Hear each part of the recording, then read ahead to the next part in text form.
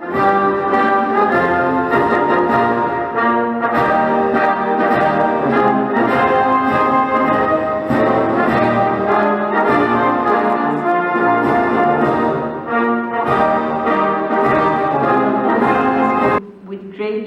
we are welcoming so many friends and colleagues that I have made during these 15 months that are here present.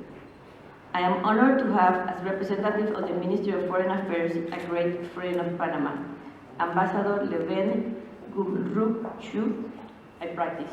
Wonderful. Head of the Americas. Since my first visit to his office, he has shown great interest in improving the relationships between the two countries.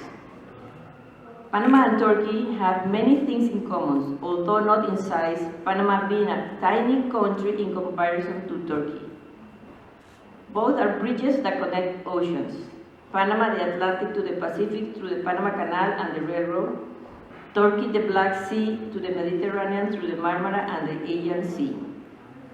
Also, both countries connect continents. Panama connects North America with South America, and Turkey connects Europe with Asia.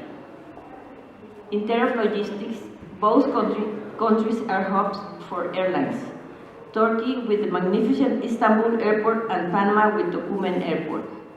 Turkish Airlines just announced that it has increased the frequency of direct flights to Panama to every day of the week. And a couple of months ago, we reached an agreement with Turkish Airlines to fly its cargo to Panama, and in partnership with our flag airline, Copa, will distribute to the whole continent.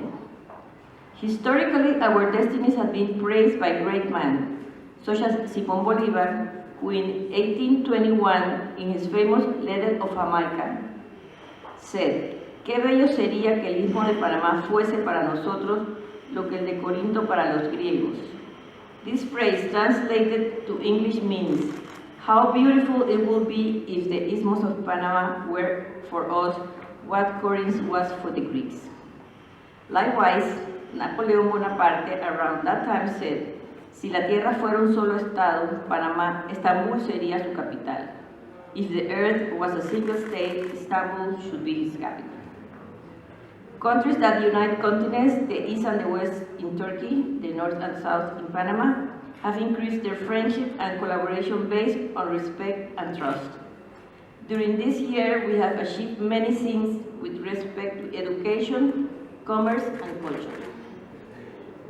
Turkey has supported the 6 Latin American countries that are commemorating the bicentennial of the independence from Spain in a way that goes beyond any expectations, and that has enabled Panama to show its music, its gastronomy, and its historical documents, as well as in the coming months its cinema productions. Without that support, it would have been difficult to show so many aspects of each country to the Turkish people. On that regard, I am personally thanking Ambassador Denise Chakar, here present, and her assistants and the rest of their team for all the support and help, and especially their care and kindness through their involvement in all the events. As you all know, Panama is known worldwide for having the Panama Canal. Its construction was started in the 19th century by the French.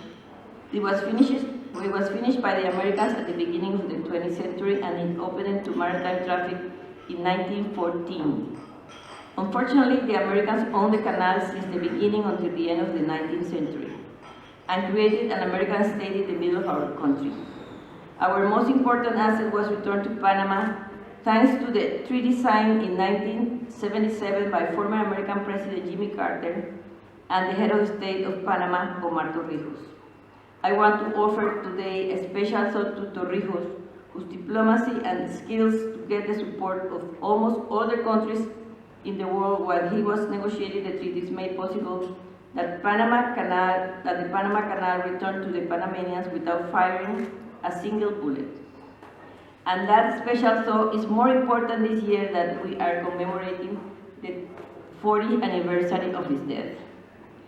As of today, in the middle of the pandemic, the Panama Canal had reported at the closing of its fiscal year by the end of September an increase in its traffic of 8.7% compared to 2020 and 10% over 2019, the last year before the pandemic. Since it was returned to Panama and handled by Panamanians, the Panama Canal represents the major income to our government. We are here to commemorate the 118 years of independence. Contrary to the rest of the country that got the independence from Spain in 1821, Panama did not become immediately a republic but decided voluntarily that same year to become part of the dream that Simón Bolívar had of a great nation that included Colombia, Ecuador, Venezuela, and Panama, and that was called Nueva Granada. That is why we are celebrating what we call separation from Colombia today, and the bicentennial independence from Spain on the 20th of this month. So we call this month the month of the homeland. I pay a special tribute to the heroes of the independence that decided to become a country by ourselves after 82 years of being part of Nueva Granada, and also to the ones that promoted the independence from Spain in 1821. With this story, I toast for the friendship and good relations between Turkey and Panama that is solid, increasing, and more important, a priority to the government of Panama. This very special occasion, allow me first to extend, on behalf of the government and people of Turkey, our heartfelt congratulations for all our friends in Panama. As with the people of Panama, we're equally delighted and share their joy and pride, well-deserved joy and pride, for all the achievements that Panama has made over the last 200 years. Mention the very liberal and also very attractive economic system that you have built in Panama, with a prominent financial and logistical infrastructure, with your free trade zones, with your investment-friendly environment, but also, of course, with your truly geostrategic location at the heart of the American continent. So I think I or one can speak for hours on all these and more.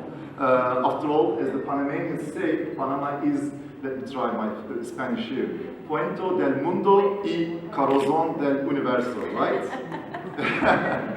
But I mean, let me leave to another time, maybe a conference or so make just some brief observations about Turkish-Panama relations today. First of all, and besides everything, as you have pointed out, we believe that Panama and Turkey share many similarities. What are these? In addition to what you said, a beautiful land, I would say, a diverse, robust and vibrant society, a true loyalty to our traditions and values, an entrepreneurial business community, a taste for good food and a distinct cuisine, I would say. But more importantly, what you said, I think our unique geostrategic location, bridging continents and continental seas. Turkey, Asia, and Europe meets, and of course, Panama connects, Atlantic and Pacific Oceans. And I think that really, that such a central location gives us a different sense of responsibility and a view of the world. And that is quite similar in all our peoples. And probably that's also why we are getting along so well with each other, despite the thousands of miles that keep us physically apart, I would say. Because although we rediscovered ourselves rather late, I would say, with the respective opening of our embassies in 2014 and 15, I think Panama has quickly become a prominent partner, a prominent part of Latin America, our Latin America policy, with a constantly growing trade volume, even during the pandemic, which now exceeds $200 million, increasing number of investments on both sides, expanding political dialogue, and an active, of course, inter-parliamentary relationship. And of course, what you said is also true with the direct flights of Turkish Airlines, which are every year increasing its scope and frequency. But I have to say, we're not satisfied. Because we believe our potential is far greater than what we currently enjoy and what we currently achieve. So our immediate goals for the future is to further increase our trade and investment, and is to also have more exchanges, more high-level visits and exchanges between our two countries. And here I am hoping, but it's more than a hope, I guess, that I'm glad to say that our minister will soon pay a visit, its first ministerial visit to Panama, while we're going to host the Speaker of the Panamanian Parliament for the second year in a row. But apart from that, I think we will also try in the future to make new inroads to Panama society. Not only with our Turkish telenovelas, which I know to be quite popular not only in Panama but elsewhere, but I think through academic cooperation, through student exchanges, tourism, people-to-people contacts, and also new programs to promote Turkish language and culture in Panama society.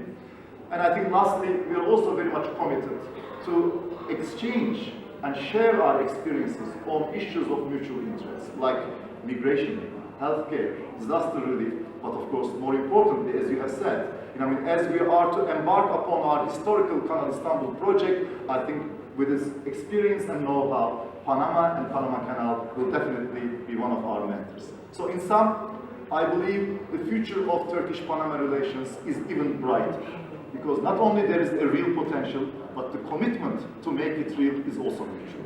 And here, I would like to extend our sincere thanks, not my, but our sincere thanks on behalf of our ministry to Ambassador Mariela Sagel for not only sharing these goals on paper, but also for showing the enthusiasm to make them real with your active engagement and very creative ideas time to time. So let me stop here and congratulate you once again for the 200 years of independence of Panama and wish you all the best for many years to come. Long live Panama and long live Panama-Turkish friendship.